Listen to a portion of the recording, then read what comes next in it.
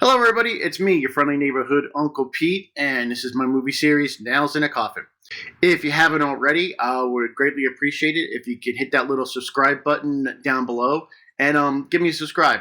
I'm consistent with my videos. I'm going to keep up my track and upload at least one video every week. I've got a lot on my schedule already planned. I'm going to finish out the Scream franchise, and then I'm probably going to cover I Know What You Did Last Summer and Urban Legend.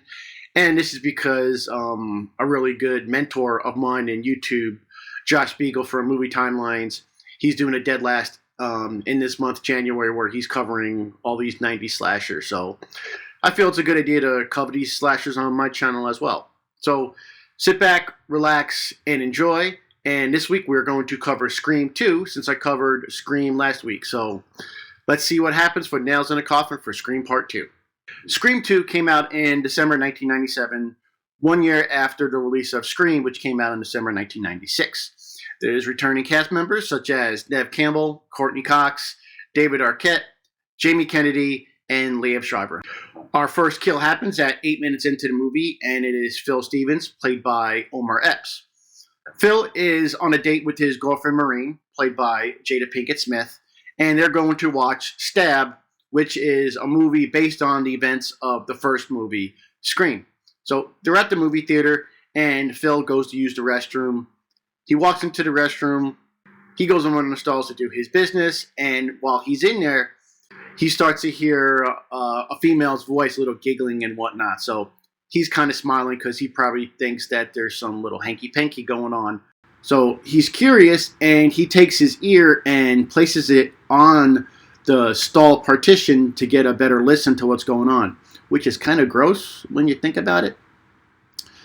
So anyways, as he has his ear to the stall partition, Ghostface is on the other side, takes his knife and stabs it right through the partition into Phil's ear, killing him.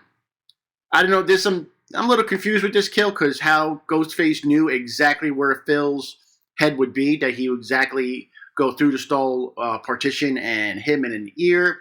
I find kind of weird. And why you would put your ear against the stall in the bathroom partition, it's kind of gross. But it's gross, not really stupid, so I'm not going to take any really points off for Phil and his kill. He had no idea he was in danger. He goes to the stall, he went to the bathroom. Didn't do anything stupid right there. Didn't really make any dumb decisions. So for Phil, starting off Scream 2, I'm giving you 3 nails in the coffin for, unfortunately, getting stabbed in the head while you just wanted to go use the bathroom. After Ghostface kills Phil, he puts on Phil's jacket and goes to find Maureen in a theater where they're watching the beginning of the movie Stab, which is kind of weird at this point because it's the recreation of the scene where Drew Barrymore got killed in the first movie.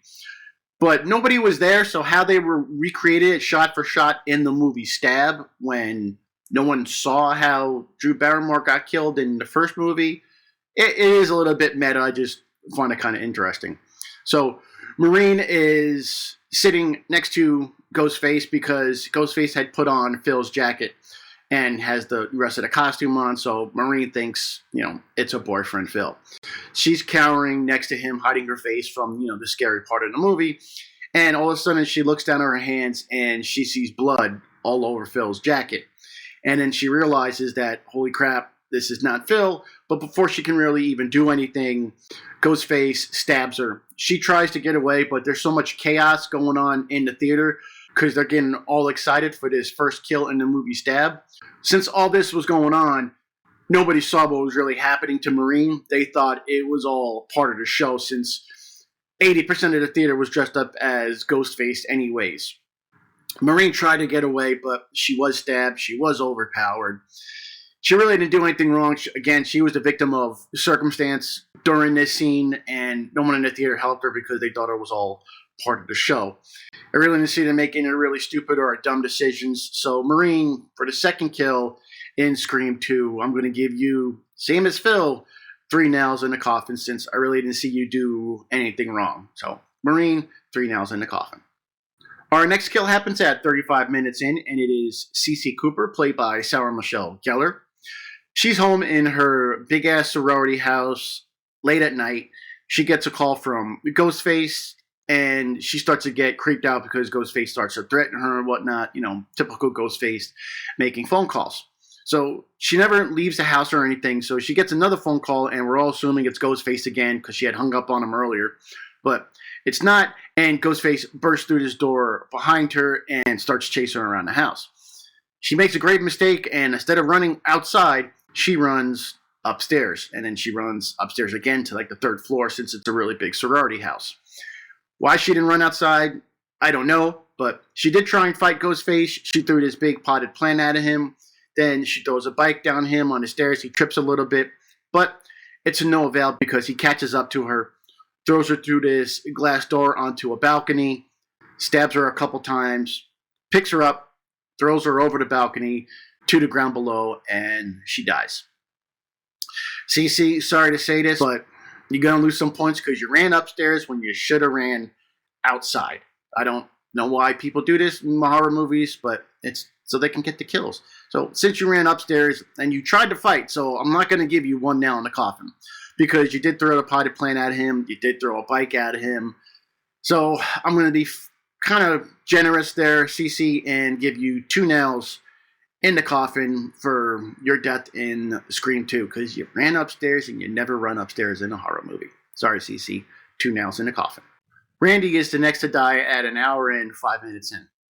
At this point in the movie, Dewey, Gail, and Randy are sitting on campus trying to figure out who the killer is or who the next victim may be, and they're all kind of bickering back and forth. Gail's cell phone starts to ring. She's not answering it, so Randy picks it up. Gail's not here. And it is Ghostface. So they all start to freak out. Randy is trying to keep Ghostface on the phone, and Gail and Dewey are running around campus trying to look for somebody on a cell phone, trying to find out who it is. And this really, kind of dates the movie because now everybody has a cell phone in their pocket. But in the late 90s, mid 90s, not everybody had a cell phone. So they're kind of using this to determine who the killer may be. So Gail and Dewey are running around campus trying to stop everybody with the cell phone. Randy is keeping Ghostface on the phone for as long as he can. He does try and antagonize him a little bit, which is not going to work out too well for Randy. So Randy's talking to him, and then he gets his back to a van. Well, we all know what's going to happen. Ghostface slides the van door open, pulls Randy in, and stabs him to death, killing him. Randy was kind of smart here. He knew, hey, let me keep Ghostface on the phone for a little while so Gail and Dewey can, try and find out who it is. And Randy does know all the rules of a horror movie, but yet he still died. Watching this scene a couple times, I really didn't see him do anything too stupid. I'm going to take a little bit of points off because he put his back to the van, and he probably knew this is how Gail's last cameraman was killed. So that's why he's not going to get 4 nails in a coffin. We all know that's something special. So, Randy, for your death in Scream 2, I'm giving you 3 nails in the coffin. I do like Gail's reaction when she sees what happened to Randy. And this is actually the same reaction I had when I saw what they did to Nika at the end of Season 1 of Chucky. Officer Andrews and Officer Richards are the next deaths in Scream 2 at 1 hour and 26 minutes in and 1 hour and 27 minutes in.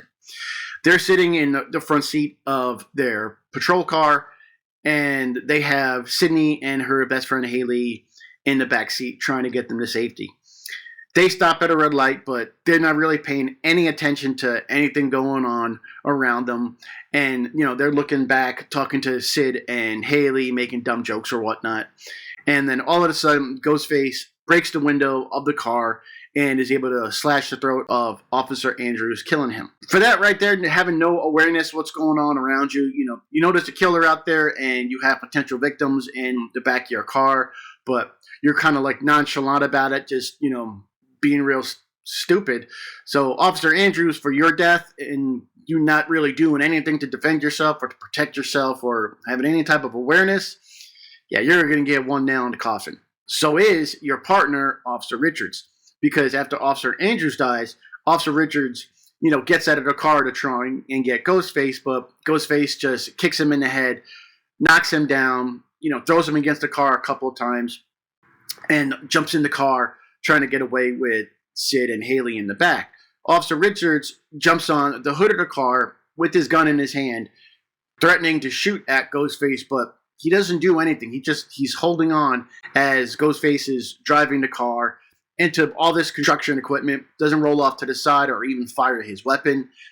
Yet, you got to pay attention to what's going on behind you, behind the target, I should say, with Sidney and Haley being in the back seat. But he still could have fired a round off or something, down low into Ghostface's legs or something to try and stop him. But Officer Richards, I'm giving you also one nail in the coffin for your death because, police officers are written very, very stupid in this movie. So Officer Andrews and Officer Richards, you're each getting one nail in the coffin. Sidney's best friend Haley is next to die at an hour and 30 minutes in. So they're still in the back of this cop car. It's crashed and Ghostface is knocked out in the front seat. They can't get out from the doors in the back because the car was crashed.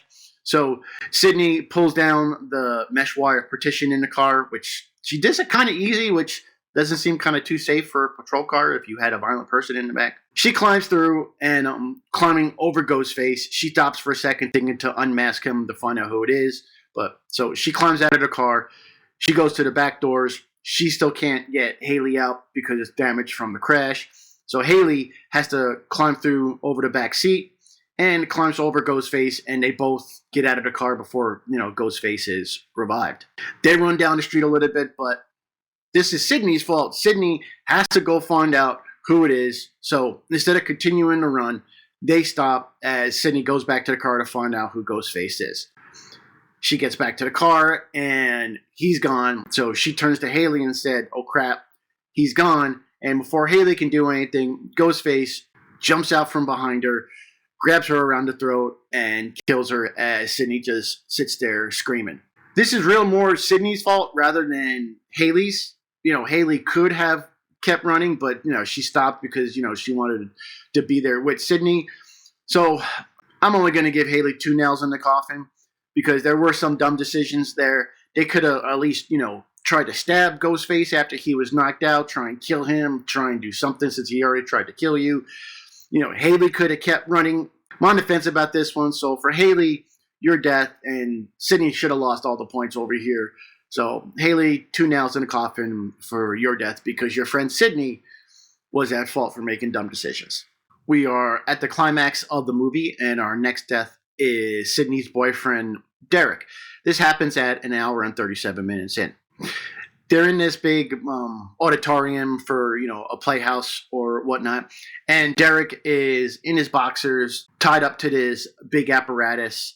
And he got tied up there because it was part of the fraternity he was pledging. So he's tied up. He really can't move. And this is the point of the movie where we are revealed who Ghostface is. Just like the first movie, there are 2 Ghostface killers in this movie.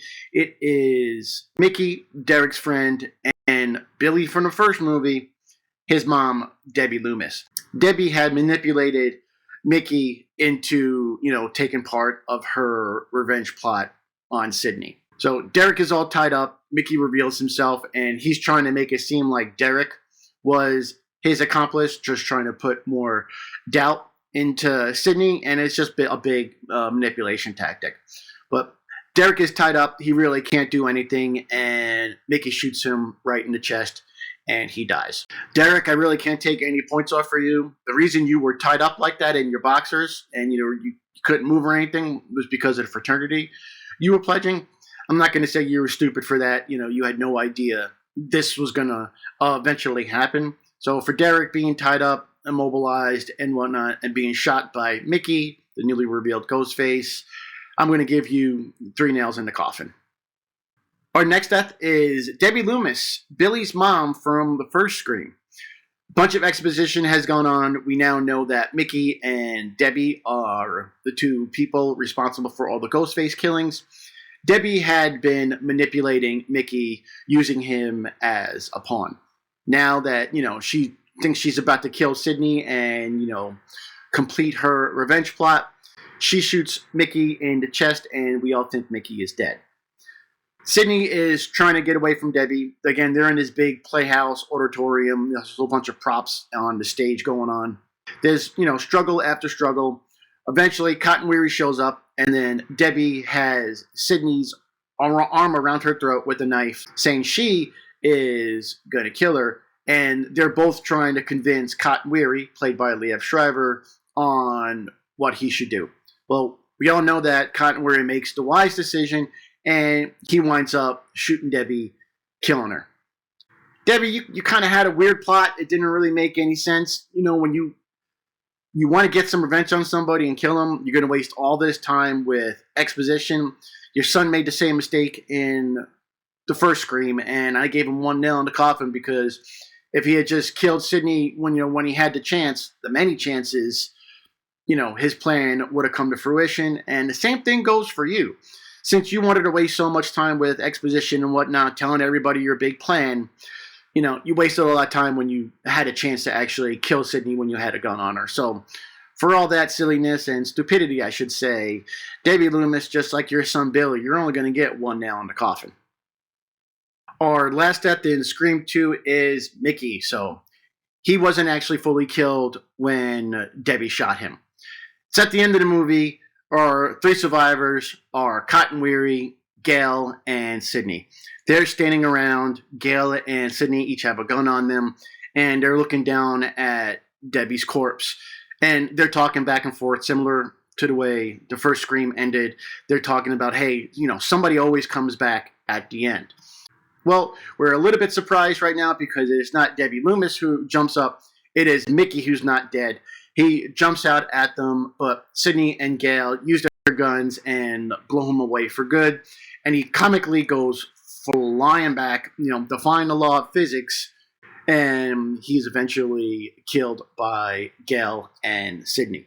Same thing there, Mickey. I'm giving you one nail in the coffin because, again, you had chances to, complete your whole plan and everything. And yeah, I really didn't see you being too smart in your final moments. I don't know how you thought you were going to, get revenge and kill them when you've been shot multiple times. You could have played dead and snuck away or something. So, and you were easily manipulated, Mickey. So obviously you're not too bright of a person. So for the last death in Scream 2, Mickey, just like your accomplice, Debbie, I'm giving you one nail in the coffin.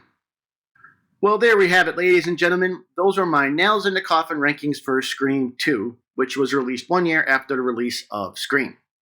I appreciate you guys checking out this video. I will be covering Scream 3, and that video will come out next Friday, followed by Scream 4, and then other movies I have planned. If you guys have any movies you would like me to cover, please let me know in the comment section down below. Again, I try and steer away from supernatural movies because it's kind of hard for me to discuss a Nails in the Coffin rating for, when Freddy Krueger kills somebody or Pinhead because it's more supernatural. But if you have any other slashers out there you think you would like me to cover, let me know down below and I will definitely add it to my schedule. I appreciate you guys checking out this video if you're still watching it, and if you haven't already, I'd love it if you can give me a subscribe. It'd mean a lot to me. And share this video out. Let your friends and family know about it if you think they might enjoy a video like this. I'm pretty consistent, and I'm going to keep up my plan and upload one video a week.